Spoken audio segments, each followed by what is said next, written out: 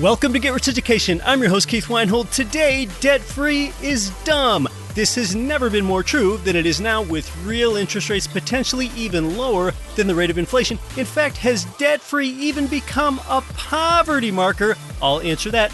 Paying off your low interest rate debt won't make you wealthy, but using good debt to build income streams will. A fresh take on the foundational financially free beats debt free. It's debt free is dumb. Today on Get Rich Education. The people that our listeners can't stop talking about are Ridge Lending Group and MLS 42056. They provided you with more loans than anyone. It's where I got my last few loans, and they finance single-family income property up to fourplexes. They're the number one lender for both beginners and veterans. Start your pre-qualification, chat with President Chaley Ridge personally, and you'll end up with your custom plan for expanding your cash flowing portfolio. Start at ridgelendinggroup.com. You're listening to the show that has created more financial freedom than nearly any show in the world. This is Get Rich Education.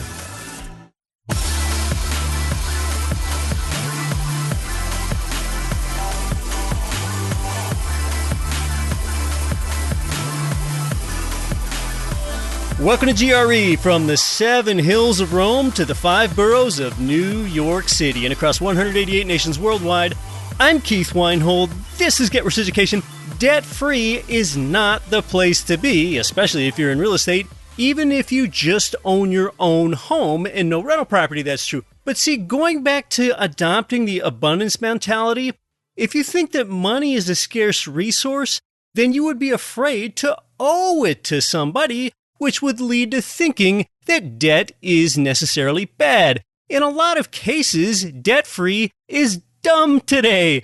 Now, understand that I'm not calling any one person dumb here, but some people will eat dirt, pound sand, work overtime, and lose out on some of the best years and experiences of their life to soulless servitude for years and struggle and merely exist rather than live because they think that debt-free is the fast path. Look, there are 2 cases when debt is good. Number 1, debt is good when its interest rate is lower than inflation. And number 2, debt is good when someone pays your debt for you. Therefore, you would be better off reinvesting dollars rather than retiring secured debt. Anymore, you can often borrow for less than the long-term rate of inflation. Take the case of your primary residence where you can get an interest rate below 3%. Take into account the tax deductions on the mortgage interest, and your real interest rate can then be 2.5%, maybe even down toward 2%. Well, that's lower than the long-term rate of inflation of about 3%. Well, then if you borrow for less than the rate of inflation, the dollar is losing purchasing power faster than interest that you would have to pay can possibly accrue. It cannot keep up. And then the second case of good debt, that case of, say, a cash-flowing rental property, debt is good when it is outsourced completely to tenants. Both the tenants paying your mortgage for you debases your debt, and inflation simultaneously debases the amount of real debt that you owe back to the bank. So in either case, again, number 1, debt is good when its interest rate is lower than inflation. And number 2, debt is good when someone else pays your debts for you. Gosh, both cases could even be true at the same time for you. If you've got a cash flowing rental and the interest rate is low enough, debt is good when you're on top of debt like this and not trapped underneath it. So I'm still trying to figure out my favorite 4-letter word. Is it debt or is it loan? It might be one or the other. So when I say that debt-free is dumb, I'm not talking about 18% APR credit card debt. That debt is unsecured, meaning that it's not tied to any collateral, plus you have to pay that debt yourself besides being at a high interest rate. Financially free beats debt-free. Understand that. Financially free means that you can do whatever you want to do whenever you want to do it, and therefore money really isn't the primary determinant of whether you get to enjoy that activity or not. Debt-free simply means you don't owe anyone anything. But if you don't borrow responsibly to expand toward financial freedom through leverage and cash flow, well, then you have maimed yourself in trying to become more successful. So we're talking about why financially free beats debt free. That's actually a catchphrase that I had trademarked in 2019. Now, if you're uninitiated in this school of thought, well, sometimes it takes a paradigm shifting idea to prompt change. Now, has debt become so cheap and so plentiful that being debt-free has even become a poverty marker? Has it gone that far? Here's an example of what I mean. Say that you learn about a man that has $20 million in total debt. Does that sound terrible? Does $20 million in debt sound like an awful position to be in? What if I told you that this person was a businessman and a founder and a CEO of an influential e-commerce company, and with his $20 million in debt, he has $120 million in assets? See, once you get around finance, you start to realize that for someone to even get access to $20 million of debt, well, then they would have to be a pretty credit-worthy person. See, a poor person with few assets or low income would never even get the opportunity to get eight-figure debt like this.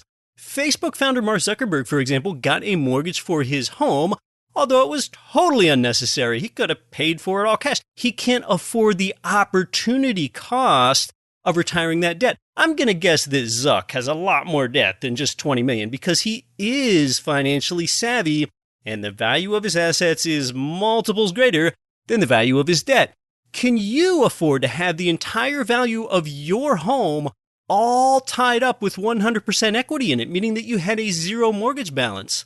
So when the interest rates can now be lower than inflation for homes and a consumer good like a car, then is not having any debt even a poverty marker?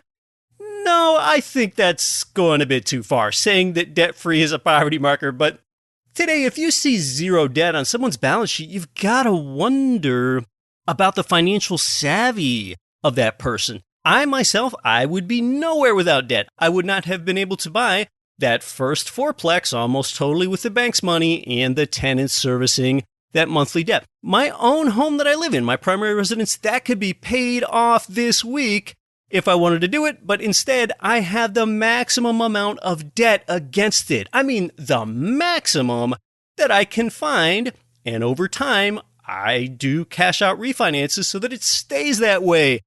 I think it's important that you understand something here. Many people have believed the same old antiquated things for so long that they figure that the notion that has been believed for so long must absolutely be true merely because it's been believed for a long time.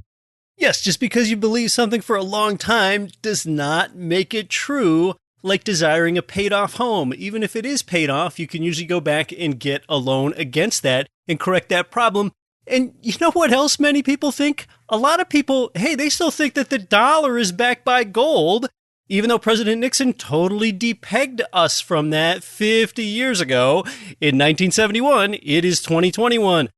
Gosh, many people think that when they put a deposit of their money in a bank, that deposit is converted into cash and goes into their own vault with their name on it. Oh, dear.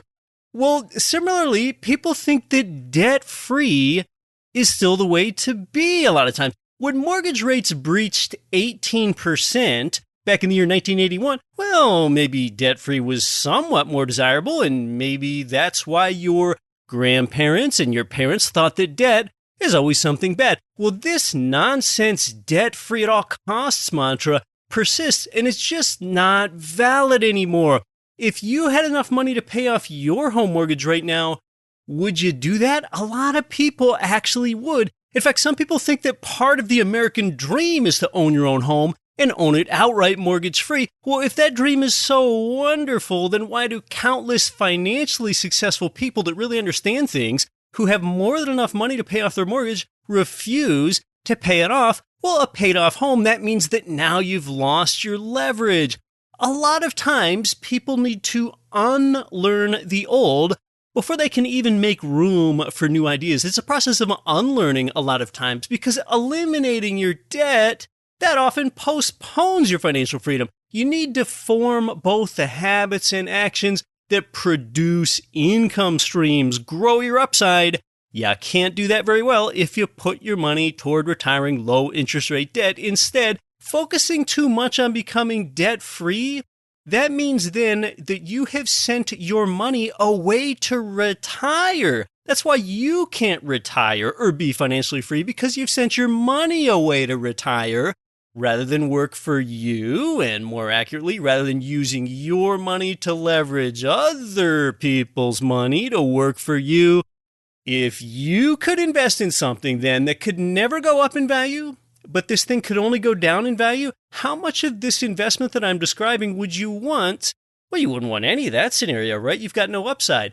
We've cultivated a listenership of pretty intelligent people here that invest for the production of income primarily, and not only speculate on the hope for capital gains. Well, the investment that can never go up in value, but can only go down in value, is home equity, or yes, even your rental property's equity, just the same. So I embrace mortgages. I don't fear them. You know, many Americans, Brits, Canadians, Australians, everywhere, they all believe a number of statements to be true, but these things are really just more myths and misconceptions. People believe that home equity is a prudent investment. That is false. People believe extra principal payments on your mortgage saves you money. That's false. Mortgage interest should be eliminated as soon as possible. Certainly not. That's false. Substantial equity in your home enhances your net worth. That's false. Home equity has a rate of return. Oh, that is completely false, because the rate of return from home equity is, and always will be, zero. There is a reason why so many people fear mortgages, and why you should not. So in order to discover how our grandparents and even our parents, perhaps you got the idea that a mortgage is a bad thing and a necessary evil at best, what we have to do is go back in time to the 1930s Great Depression, and then we're going to bring it up to the present day here. In the 1920s, a common clause in loan agreements gave banks the right to demand in full repayment of your mortgage loan at any time, like just on a whim. Well, this was a lot like asking for the moon and the stars, so no borrower really worried about that clause. Well, when the stock market crashed on October 29th, 1929, millions of investors lost huge sums of money, a lot of it on margin. That just meant that people borrowed to invest in the stock market. Back then, yep, you could easily buy $10 a stock for $1. Since the value of the stocks dropped, few investors wanted to sell, so they had to go to the bank and take out cash to cover their margin call. Well, it didn't take long for the banks to just run out of cash, so they started calling mortgage loans due from good Americans who were faithfully making their mortgage payments every month. But there still wasn't any demand to buy these homes in the Great Depression, so prices continued to drop 90 years ago.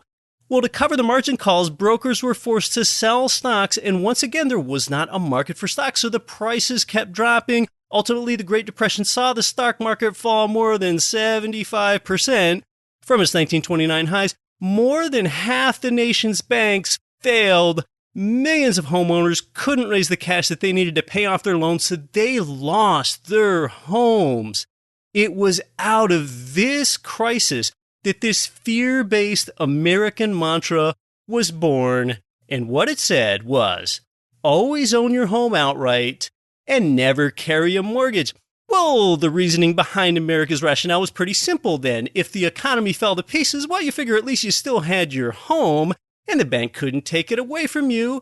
All right, well, that actually made some thread of sense then. Maybe you couldn't put much food on the table or pay your bills, but at least your home was secure that way.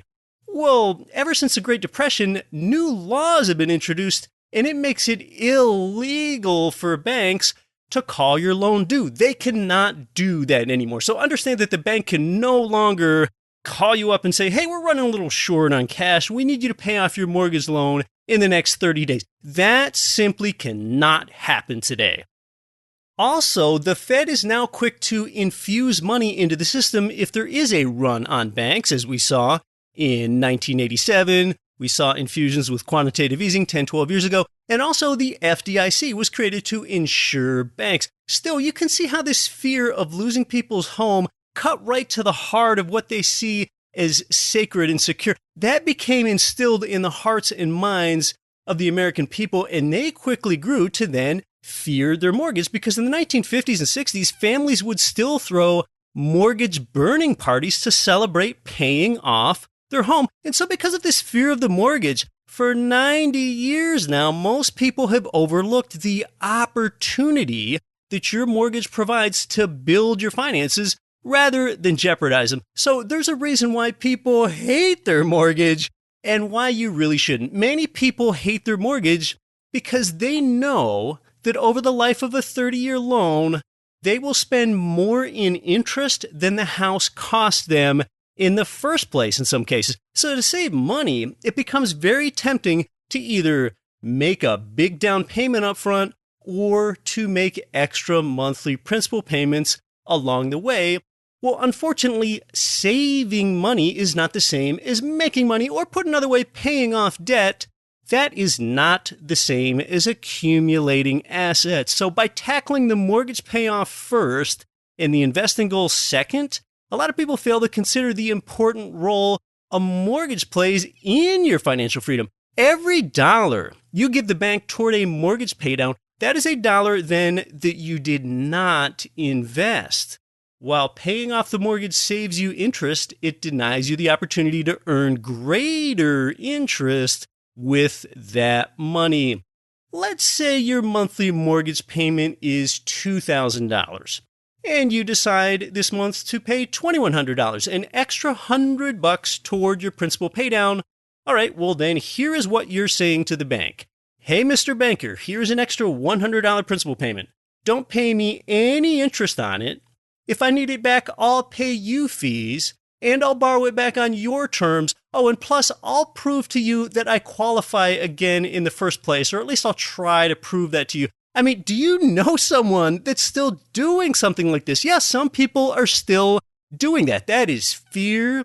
That is scarcity. That is a lack of education rather than knowledge and abundance and mastery. They're being a servant to money rather than a master of it. Because money that you give the bank, that's money that you're never going to see again unless you refinance or sell that property. And that's whether the property is a primary residence or it's one of your income properties.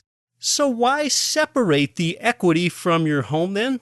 Why would you want to have the equity removed from your home? There are actually three primary reasons, which I've discussed before, but it's been a few years. It is for liquidity, safety, and rate of return. There are many more reasons too, but let's just focus on these three reasons for not keeping equity in your home. Number one, how liquid is the equity? Can you get your money back when you want it? No, you can't. It's behind a wall when it's locked up in home equity.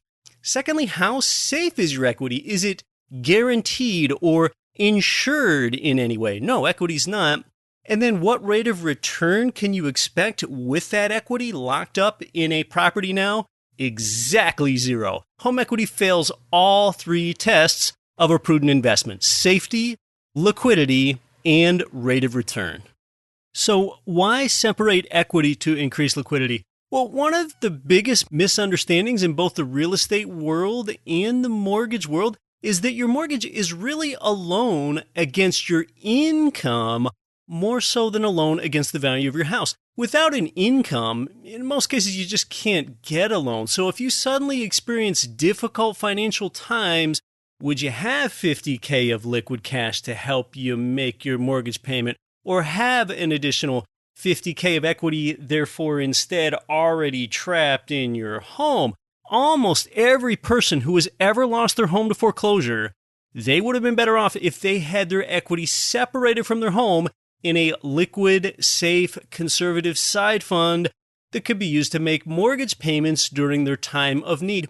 And the importance of liquidity, that really becomes clear more often than you think, like when the stock market crashed in October of 1987, or March of 2000, or September of 2008. Now, before each of those events happened, if someone had advised you to sell your stocks and convert to cash, they would have been a hero. They would have been your savior. Or if you had enough liquidity, you could have weathered the storm. Those with other liquid assets, they were able to remain invested, and they were rewarded as the market rebounded and recovered fully and sometimes pretty quickly. But those without liquidity, then you're forced to sell when the market's down, and then you have to deal with big losses. People learned, it is better to have access to the equity or value of your home and not need it than it is to need it and not be able to get at it at all. Now, of course, I don't advocate for people to have much exposure to stocks because that generally is not where wealth is created. It might be where wealth is maintained. But if you want to build wealth, limit your exposure to stocks and maintain small equity positions in many income-producing properties. That's the formula. But to reduce the risk of foreclosure during unforeseen setbacks, keep your mortgage balance as high as possible. Is your home really safe? Unfortunately, a lot of home buyers have the misconception that paying down their mortgage quickly is the best method of reducing the risk of foreclosure on their homes. In reality, the exact opposite is true. Just the exact opposite is true.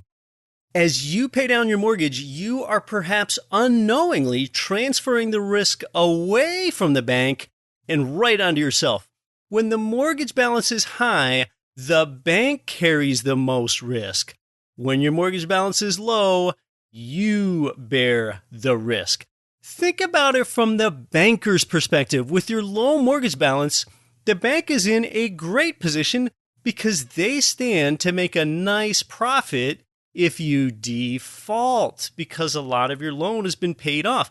Besides assuming unnecessary risk, a lot of people who scrape up every bit of extra money they can to apply against their principal, they often find themselves with no liquidity, and when tough times come, they find themselves scrambling to make their mortgage payments. Just imagine this scenario. We're going to assume that you are the mortgage banker at a bank. Let's put you in this position. You've got to listen closely here. You're the banker, you're sitting in your cushy leather chair in your corner office, and you're looking at your loan portfolio as this mortgage banker that you are, and you have 100 loans that are delinquent. All of the loans are for homes valued at $600K. Okay, so you've got all 100 of these $600K homes, and your borrower payments have become delinquent on every single one of them. Some of the loan balances are $300,000, but with some they owe you $500,000. Well, suddenly, let's say there is a glut of homes on the market in a foreclosure crisis or something, and now all the homes go from $600K in value down to only $400K. All right, well, now some homes are underwater. Well, which homes do you, as the banker, foreclose on first? Well, it's going to be the borrowers that owe you the least amount of money, of course, because after all, as a banker, you'd make money taking back those homes, but you'd lose money trying to sell a home for $400K when you still would have been owed $500K on it if you just instead keep that property with the high loan balance in your portfolio. See, banks have been known to contact delinquent homeowners with high mortgage balances and offer assistance to those people because the bank still owed a lot of money. So the bank's not going to try to foreclose on them. Well, they extend a hand, an olive branch to those borrowers that have those high mortgage balances. In that case, as a mortgage banker in your plush leather chair, you're going to get on the phone with your homeowner borrower and you're going to say, hey, we understand you're going through some really tough times. Is there anything we can do to help you out? We really want you to be able to keep your home. Because the last thing the bank wants to do is take back a home that they're going to lose money reselling. Because that homeowner smartly kept their mortgage balance high. Because that homeowner that still owes the bank a lot, well, banks don't want to disrupt that arrangement. See? So that example's over with. You're no longer the mortgage banker. You can see how you would think, though, if you were one. You would foreclose on those homeowners that owe you the least. They are those borrowers with the lower mortgage balances. So then you, as the owner of your home or income property, you want to keep your mortgage balance high and your equity position low. If you fall ill or you become incapacitated in a car accident and you're not able to work, you want to be sure that your family is protected. Well, if you're in a hospital bed, or worse, you're gone, the bank is going to foreclose on those homes that have that low mortgage balance first, and now your family might have to be the ones that deal with that. It's those people that have the high mortgage loan balance, they're going to get the workouts, they're going to get the short sales, they're going to get the concessions from the bank. More equity is more risk. See, now you know how the bankers feel. It's easy to vilify banks for being ruthless and foreclosing on people with high equity positions, because if you were given two equally difficult tasks, which one would you do first? Okay, if you had two wheelbarrows sitting in front of you, you had to push each one up a hill. One was empty, the other had 100 pounds of concrete in it that you had to grunt and struggle to push up the hill, but both of these tasks paid you the same. Which wheelbarrow are you going to push up the hill first? It's the light, empty one. You know, it's interesting to note, too, during the Great Depression, the Hilton chain of hotels, they were deeply affected by the stock market crash I described. Hilton couldn't make their mortgage loan payments. And you know what saved Hilton from financial ruin? They were so leveraged. In other words, they owed so much more on their property than it was worth that the banks couldn't afford to bother wasting their time foreclosing on it. So do what the Hiltons did in the Great Depression. The Hiltons understood the value of keeping high mortgage balances, thereby keeping the risk on the banks. As we move closer to present day here, 2021, look back over the past several years. Hurricane-ravaged homeowners in Florida or New Orleans or Houston, or perhaps even wildfire-damaged homes in California, they often would have been better off had they removed a large portion of their equity and put it in other cash-flowing properties around the country, or they would have been better off even keeping it in a safe and liquid side fund that's accessible in a time of need. And you got to ask yourself, too, if you're a resident of, say, an earthquake hotbed like California or Alaska or Japan, and you own $1 million home during an earthquake in California, and you didn't have earthquake insurance like many don't, would you rather have your equity trapped in the home, or would you rather have more of it in income-producing properties in the Midwest and South like we talk about so much here? If equity were trapped in the California home, your equity could be lost along with the house in the earthquake. And you got to think about litigation too. In the event of a widespread disaster where an insurance company could be at risk with making all these massive payouts to tons of homeowners, well, that insurance company, they often have incentives to come up with reasons not to pay the insurance claim or delay paying your claim, probably at a time when you and your family are displaced and vulnerable and staying in a modest hotel while your life is in a shambles. We saw this happen in national disasters not too long ago. If your home is rendered uninhabitable in the event of a natural disaster, and then there's a dispute about what exactly damaged your home, was it the hurricane's wind, or was it the storm surge, or the wind that led to the storm surge, or the hurricane's rain that led to the flood, and all this stuff, well, then what can you make a claim for? I mean, you just don't want to find yourself in that scenario where you have to hire a lawyer to fight the insurance company, especially at a time when your family's vulnerable and you're uprooted, all staying in transient housing. Well, if you have a lot of skin in the game, therefore a lot of equity in your home, you're going to be the one most likely to have to research what legal counsel is the best, and then you're going to have to hire and pay for and retain legal counsel against the insurance company. But if you don't have much skin in the game and you've left the bank with the greater equity position, then yeah, the bank will have the incentive to want to hire the attorney and do all that stuff because you still owe the bank a lot of money for that home. That bank is counting on you. They want to keep that deal in place. So see, with every mortgage paydown that you make, you have increased the bank security in this property risk, and you've decreased your own security, and you've decreased your own peace of mind, and you've lowered your returns. More equity is more risk. And see, you probably thought it was the opposite. Previously, you thought paying down a mortgage increased your feeling of security. Sometimes you can get insurance to prevent risk of loss in the event of a tornado or hurricane, earthquake, or a fire. But see, even then, there is no such thing as property equity insurance. You have never seen a home equity insurance policy. There's nothing to protect against that. The homeowner with the least financial education is the most likely to get foreclosed upon first. What if you've got a lot of equity in a property and a house guest slips and falls on your icy sidewalk and wants to sue you? We live in a litigious society. Well, when that house guest's plaintiff attorney sees that you don't have much low-hanging fruit as equity to go after, well, then the lawsuit might never come your way in the first place. A high mortgage balance is an effective asset protection strategy. Some people pay down their property's mortgages, which means they lose leverage and increase their risk, and then they have all these LLC layers that they have to maintain instead. Well, keep a high mortgage balance.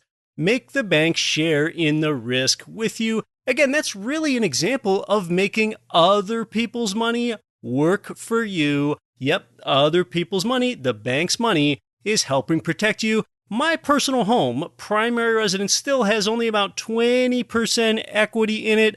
I've lived in it more than 8 years. I practice what I preach. I don't let dead, risky equity accumulate. This limits my risk. It's increased my liquidity, so instead I can turn these equity dollars into down payments on more income properties across the nation, and it increases my overall rate of return substantially. You've got to think about separating equity to increase your rate of return as well. And I've got a question for you. How about this? What do you think the rate of return from home equity was in Springfield, Massachusetts over the last 3 years? Or what about the rate of return from equity in Austin, Texas? What do you think that is for the last 1 year? Any guesses? Just rough ballpark. Oh, come on. You know these are trick questions. The longtime GRE listener knows the answer. The truth is, it doesn't matter where you live or how fast the homes are appreciating or depreciating because the return from home equity is always the same. It is zero. We have a misconception that because our home appreciates or our mortgage balance is going down, that the equity has a rate of return, and that is just not true.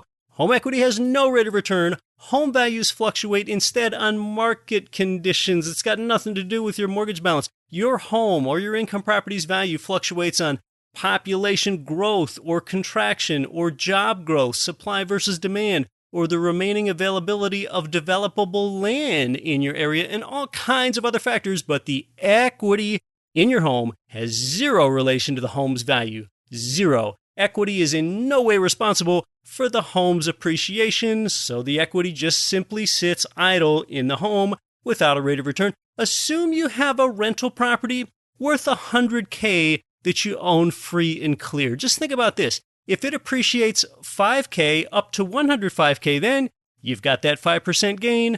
Alternatively, if you have a $100K rental property with just $20K of equity in it and the home appreciates 5%, you still own an asset worth $105K at the end of the year, but now you've got a 25% return on your skin in the game because you're leveraged when you've only got a small amount invested, not just a 5% return like you would if the home were paid off. That's because when you're leveraged, you got a 5% return on both your 20% down and the 80% borrowed from the bank.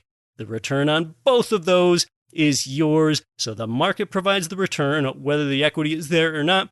Homeowners would actually be better off burying money in their backyards than paying down their mortgages, because money buried in the backyard is liquid, assuming that you can find it, and it is safe, assuming that no one else finds it. However, neither one is earning a rate of return. It's actually losing due to inflation. So, there are some things in life that appear to make your life better, but they don't. Think about autocorrect. Well, paying down low interest rate mortgage debt is one of those things as well. Some things in life are hard to figure out, like why restaurants put so much ice in a cold drink, or that people think that they need to be debt-free without thinking through what that really means. or what they really want. I've got more on this because it's a topic that I have a lot of energy on here. I'm bringing you this week's show from Scottsdale, Arizona here, which is just outside Phoenix. If you think that someone could benefit from this information and they just don't know about podcasts, then you can tell them about the Get Rich Education phone app for both Apple and Android. It's easy to listen to the show there at the Get Rich Education phone app. More straight ahead, I'm your host, Keith Weinhold. You're listening to Get Rich Education. Congress just made it possible to get up to $100,000 out of your current 401k or TSP to invest in real estate, gold, or even your own business. That's even if you're still working, and avoid the IRA UBIT tax. The thing is, you can get your money tax and penalty free for a limited time. The EQRP is your secret weapon. With the CARES Act expiring soon, the EQRP company helps you unleash your retirement funds now. Learn more and text message EQRP in all capital letters to 72,000. Most rental property investors choose either cash flow or home price appreciation, but one real estate market can give you both. Jacksonville, Florida, with 27% lower home prices than the national median, 1% higher gross rents, and Jacksonville has appreciated 34% more than other comparable cash flow markets over the last 30 years. Get positive cash flow today and appreciation for tomorrow. To invest for cash flow and growth in Jacksonville, go to cashflowandgrowth.com. This is Rich Dad, Poor Dad, author of Robert Kiyosaki. Listen to Get Rich Education with Keith Weinhold. And the reason I respect Keith, he's a very strong, smart, bright young man.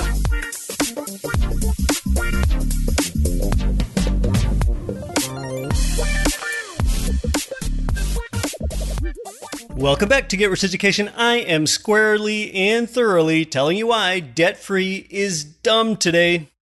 Suppose you were offered that investment that could never go up in value but might go down. How much of it would you want? Hopefully none. That investment is home equity. It has no rate of return, so it cannot go up in value but only go down if the real estate market declines or the homeowner experiences an uninsured loss like a natural disaster or your own body or mind's disability or a foreclosure. That's why rather than paying down any mortgage, instead, once equity accumulates, I use cash out refinances and 1031 tax-deferred exchanges to invest that dollar into more cash-flowing property or separate it into a liquid side fund. That's exactly how I built my portfolio to financial freedom without the addition of very much of my own outside money. What if the market goes down? Well, I bought for cash flow anyway, so it won't crash the portfolio. This is investing for fundamental income production and not speculative capital gains investing. Since the return from home equity is always zero, I want to reduce that equity exposure that I have in any one property. But you've got to note that borrowing equity out of a property, that incurs an interest rate expense to you. But as long as I beat that interest rate expense incurred with the return from that reinvested dollar, now I'm dollars ahead. And if I can borrow, say, at a 3 or 4% interest rate, sheesh, I've talked a number of times on how investing into new cash-flowing turnkey income property with long-term fixed interest rate debt pays you 5 ways at the same time, so that returns of 30% per annum are actually common, but you need the cash flow portion of the reinvested dollar in the income property to cover your debt. Not the total ROI, but the cash flow. You need the cash-on-cash return portion alone. Of those 5 ways you're paid, you need that to beat the mortgage interest rate because your debt has got to be serviced with cash, not equity. So you can't just borrow to oblivion such that you're upside down on a total monthly basis. Harvesting equity increases your velocity of money too, rather than letting your equity slowly cut too deeply into any one property. Accelerating loan paydowns, that cuts your leverage ratio. We discussed leverage ratios before here on Get Rich Education. Let's talk about the cost of not borrowing, which is really employment cost versus opportunity cost. When homeowners separate equity to reposition it into more income property, or even that safe liquid side fund, a mortgage payment is created on the portion that you've borrowed out. Well, that payment is considered the employment cost.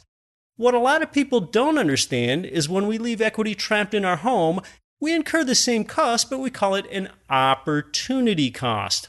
The money that's parked in your home doing nothing could be put to work earning you something. So create arbitrage for yourself. That means borrowing at a lower rate and investing at a higher rate, just like the banks do. You basically learn to be your own banker. You're using the principles that banks and credit unions use. And this way you can amass a fortune while you expand and live the life you want rather than eating top ramen and limiting yourself to one annual vacation. You can enhance your net worth greatly by optimizing the assets that you already have. By being your own banker and thinking this way, you really can make millions extra. It is not necessary to have a large chunk of equity in your home to benefit from using your mortgage to create wealth either. A lot of homeowners without a large equity balance have benefited by simply moving to a more strategic mortgage where you can pay less to your mortgage company every month and then save or invest more each month. Even if you don't have a high equity position, for example, if you have a 15-year loan, now you can increase your cash flow by switching it to a 30-year loan. I once made the same mistake myself. One time I had a 15-year loan on my own home. It was a home with a nice view of an Alaskan lake, by the way. And in fact, I switched it to a 30-year once I understood all of this. Say that your 15-year loan monthly payment is $1,100 more than your 30-year payment. Well, wouldn't you rather have $1,100 monthly in liquidity or have it for more to invest into an income-producing asset rather than accelerate equity paydown? On an income property, if you have a 15-year loan rather than a 30-year loan, that property probably won't cash flow either unless you would have a ton of equity into it. So I actually favor interest-only loans the most, as counterintuitive as that sounds, but they can be pretty hard to find these days. And interest-only loans, they got a really bad name about 15 years ago. Some people took out those loans because not paying principal, that was the only way that they could afford a property that didn't even generate income. That's not what I'm talking about here. I favor interest-onlys because rather than having your extra dollars go into principal, that goes right into your pocket as cash flow instead. With income property, again, both tenants and inflation already make your mortgage principal balance erode for you. If you're the one that gets involved with making extra principal paydowns, that's something that only corrodes your cash flow dollar per dollar. Every $250 extra principal payment, that just reduced your cash flow by $250. Let's just look at another example. I gave one similar to this in the book that I wrote in 2017. Let's say you own a $300K home. Just for ease of numbers, your home appreciates 10%, goes up to $330K. Let me ask you, did it matter how much equity was in the home? No, it didn't. I think we've established this because either appreciation or loss in value, that has nothing to do with your skin in the game, nothing to do with the equity inside the walls of your home, but everything to do with what's happening outside the walls of your home, like demographic trends or all those other things. That's what affects market value. But look, conversely, what about this scenario? The value of your $300K home instead, let's say it plummets to $200K in value. Well, then if you had $100K of property equity exposed, it's all gone. It's all wiped out. So though your home fell in value 33% then, your equity value fell 100%. Now you understand why I say that property equity is unsafe. So number one, prevent equity from accumulating. And number two, spread it out into other properties in a few different geographies. That's leverage. So you've set all these little levers around various geographic markets. Just imagine a little wedge, like a doorstop or something beneath each of these homes' foundations, levering them up. When you do that, you've planted a small equity seed that has big room for growth in a new property. So think big picture. Rather than thinking about retiring mortgages, you can acquire mortgages and you can integrate them into your financial plan. Rather than fighting to get rid of mortgages like it's an enemy, I've embraced them. I brought them onto my side, And I don't want them to go away because I know that a mortgage is a tool. I consider it like a good friend. You can think of your mortgage then not as a competitor, but as a collaborator. And life is a lot more harmonious and plentiful when you turn competitors into collaborators in business and everything else. So I don't just enjoy collecting properties, I enjoy collecting the mortgages that are tied to them every time. I don't want to have my home or any income property paid off by the time I'm 40 or 60 or 80. When I pull equity from one property and use it as a down payment into another property, understand that I actually haven't lost any equity at all, although I might have a corner chipped off for closing costs or agent commissions. But really, rather than losing equity, I've just transferred equity from one property into another. It's still my equity. It's still your equity. Now consider that when I pull equity from my primary residence to put it into an income property, I typically incur a higher home mortgage payment than what I had previously then.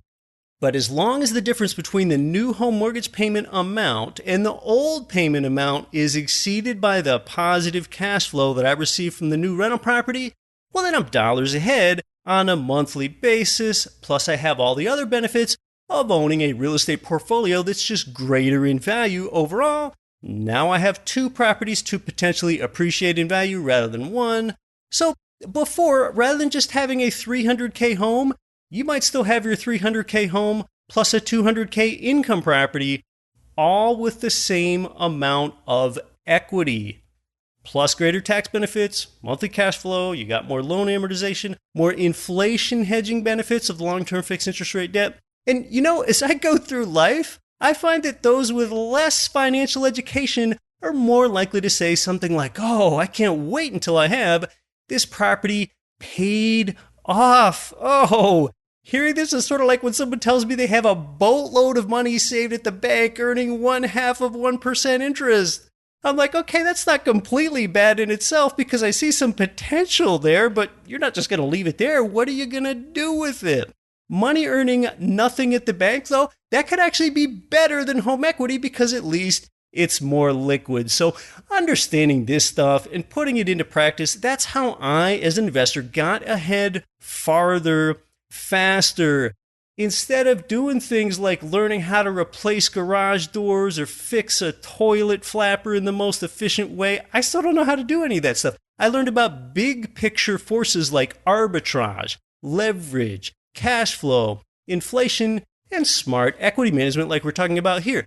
It's more powerful. That's the stuff that's going to get you ahead farther, faster than cleaning the clothing dryer exhaust ducts on your income property forever. So it's about outsourcing those lower use tasks and replacing them with higher use tasks. You're going to be living better than you ever thought you could.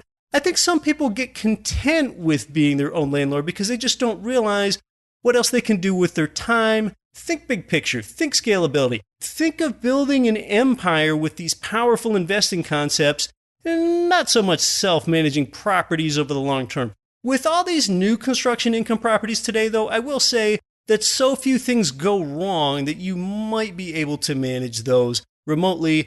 But a lot of these DIYers, instead, they beat around in an old Ford pickup truck with a ladder and some scaffolding rattling around the back, managing their own properties. And you might do that in the beginning, but you can often scale up sooner than you think when you understand some of these things.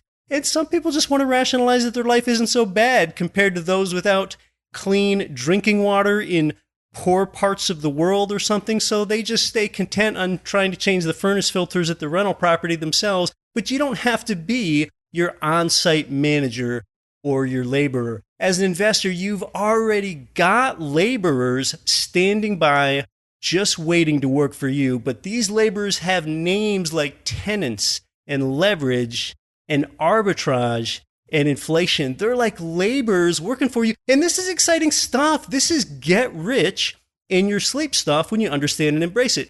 Now, if you had $1 to use and you'd have to use it to either pay down principal or pay it toward interest, well, then, of course, you'd rather pay down principal because you'd have a chance at getting that dollar back later. If it's paid toward interest, it's just gone. But there's still a wall that's being built between you and your dollar now if it goes toward principal. Now, if someone would ask me if I want more property equity than I currently have, like someone was just looking to gift some equity to me, well, sure, I'd take it, but I'd think of it like I've been given the ability to now disperse and distribute seeds and use them as levers and spread them into more properties and employ those funds, not leave them idle. And the thing is, you can't merely understand this stuff or else it's really not going to help you. You've got to do it. You've got to act. Mere knowledge does not do you any good. I have conscientiously decided that I'm going to be abundant. I'm going to go out and I am going to control more. And there are a few limits here. You probably don't want to lock up everything in equity spread across various properties. It's good to keep some liquidity on hand. I've talked about how it's a good idea to have at least 3 to 5% of your total real estate portfolio's value in liquid funds as reserves. Consider that if you get underwater on your primary residence, that could make it hard for you to move if you want to move. Well, then that would be a risk if you don't have some liquidity on hand to take care of that. And remember too, before you can even get a mortgage, your underwriter is going to make sure that you do have reserves.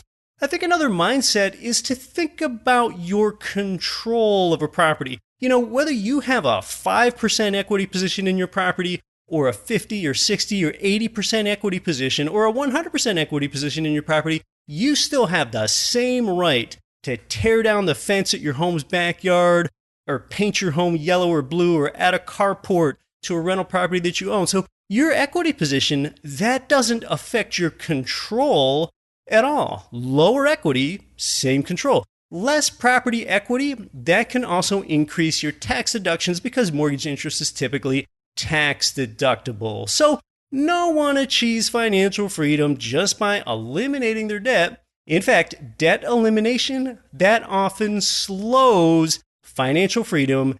Outsource that debt to your tenant. Debt-free is dumb. And some people might just say, oh, well, eliminating the mortgage, that would just make me feel good, even if it doesn't make sense. That way I won't owe anyone anything. Consider what that good feeling is costing you. Once you're educated, debt-free does not feel so good. You are taking steps away from being financially free. And if you pay off the mortgage on your home, consider that you still are going to have a monthly housing payment. You're still going to have to pay property taxes. You're still going to have to pay property insurance. You're still going to have to pay maintenance and repairs and utilities and maybe HOA dues. So even complete elimination of a mortgage payment, that doesn't nearly eliminate your housing payment. So you can stop fighting it and embrace the fact that financially free beats debt free. In fact, if you made extra principal payments on a 30-year loan such that you paid off your home in just 20 years, all you might have done is cut your housing payment in half. That's it. You might have only halved it. And I know you might be thinking that your monthly housing payment is maybe 3/4 mortgage and 1/4 other expenses. But look, over 20 years, your principal and interest payment stays fixed and all those other housing expenses rise with inflation. So accelerating your principal payments to pay it off 10 years early and grinding to do that, it might just mean that all you've really done is cut your housing payment in half. That's your big reward. So the reward to doing this isn't even as great as what a lot of people think. Even after all this scrimping and saving and sacrificing and this degradation in the quality of your life that you'll never get back, just for the result of a substantially earlier mortgage payoff, that result is not going to make you feel like you've won. So even though I have the ability to pay off my home, that would be a pretty financially ignorant thing for me to do. All the income-producing property that I could not tie up in order to make the home pay off. And some people say they don't want to pull equity from their primary residence because they say that their existing mortgage is at such a low interest rate, 4% or 3% or even lower, or that they would have to recast their amortization schedule. Well, oftentimes you can keep your first loan in place, not touch that, not recast it, not disturb that rock bottom interest rate either, and then add a home equity loan or a home equity line of credit as a second mortgage onto the property so that you can increase your velocity of money. Keep that first loan in place. Homes are meant to house you and house your family, not store cash. So I don't know whether you maintain a net worth statement or not. I suggest you do, but in either case, on the left side of the sheet, there are a list of assets and your total asset value at the bottom. On the right side of your sheet are a list of your debts with that total debt value at the bottom. I add a third column on the far right. That is asset minus debt. It shows the equity amount that I have in each property. And that way I can easily see the equity percent that I have in each property. And once a property has more than 35 or 40% equity in it, well, that's when I know it's time to start looking around to reposition it, keep my leverage ratio high, and keep my use of other people's money high. So this is money talking here. When money talks, you've got to listen and not revert to thinking about what your granddad thought or what your uncle thought, or revert to that depression era of thinking that I mentioned earlier in the show. And most or all of these principles that I talked about today are timeless principles. They were valid decades ago, just like they are today. This was all true even when mortgage interest rates were 16 or 18% in the early 80s. But you can take even greater advantage of this financially free, beats debt free formula today in the early 2020s when mortgage interest rates are at breathtaking lows. It has never been more advantageous. So these low rates just put an exclamation point on everything that I've been discussing with you today. You've really got to go against the beliefs of traditional, old-fashioned thinking. And especially if you're newer to the show here, maybe what you previously thought was black is really white, and what you thought was dark is light. If you act, your financial forecast looks sunnier than you thought. You won't be able to retire if you send your money away to retire locked up in a home's walls. You'll need to spend more of your life working. And some say that a primary residence is a liability because it takes money out of your pocket every month, and an asset puts money into your pocket every month. So then consider not sinking so much of your equity into a liability. You can keep your skin in the game in this liability to a minimum and place that equity into assets, whether that's cash flowing real estate assets in the best markets or perhaps something else. If your home is a financial liability, well, then it's actually less of a liability to you when the equity is intelligently managed. I don't like to tell people exactly what they should do, but if this makes sense to you, you've got to act instead of sit idle. And these are the kinds of decisions that shape you and your family's life. These are the things that open up time for yourself, financial freedom for yourself, that get your kid to private school if that's important to you, or get your family to visit New York's Freedom Tower, or get your family to hike to the bottom of Arizona's Grand Canyon there at the Colorado River, rather than deferring life until some fictitious someday. The good news here is that you might have more money to invest than you thought you had, or money that you didn't even know that you had. You've got to be responsible, though, converting home equity into a durable investment before being a consumer. Produce before you consume. But this is how I grew my portfolio. Not telling you what to do. I'm telling you what I did. But I'll tell you one thing. Working from 8 a.m. to 5 p.m. with a 1-hour lunch break, Monday to Friday, at a W-2 job with a 401k, that typically doesn't give you financial freedom until you're old, unless you're really a high net worth individual. You know the old Chinese proverb, give a man a fish and you feed him for a day, teach a man to fish and you feed him for a lifetime? Well, which one of those things sound better to you? Teaching a man to fish or giving a man or woman a fish? Well, it's doing both. That's the abundance mentality. So at Get Rich Education, we teach a man to fish. Well, then where do you actually find the income properties in the best markets with in-place property management so you can reposition your home equity if you so choose? Well, we also give a man a fish at greturnkey.com, where there are more than 15 markets that I've hand-selected myself. This is a lineup of markets and providers, many of whom I've invested with myself, where you can download a real estate report on investor advantage metros, read it at your leisure, and then that report also has the real estate provider information so you can follow up with them, so should you so choose, and get some property. Often it is those markets in the Midwest and South. greturnkey.com is in the show notes as well, so it's just never been easier. If you found today's episode important and paradigm shifting and something that people really need to hear, consider taking a screenshot of your podcast player here on your phone and posting it on your favorite social media platform, sharing it with friends that way. Thank you for being here, but again, you aren't here for me, you are here for you. I'll be back next week to help you build your wealth. Remember, home equity is a poor investment, and oftentimes, debt-free is dumb. And don't quit your daydream. Nothing on this show should be considered specific, personal, or professional advice. Please consult an appropriate tax, legal, real estate, financial, or business professional for individualized advice. Opinions of guests are their own. Information is not guaranteed. All investment strategies have the potential for profit or loss. The host is operating on behalf of Get Rich Education, LLC exclusively.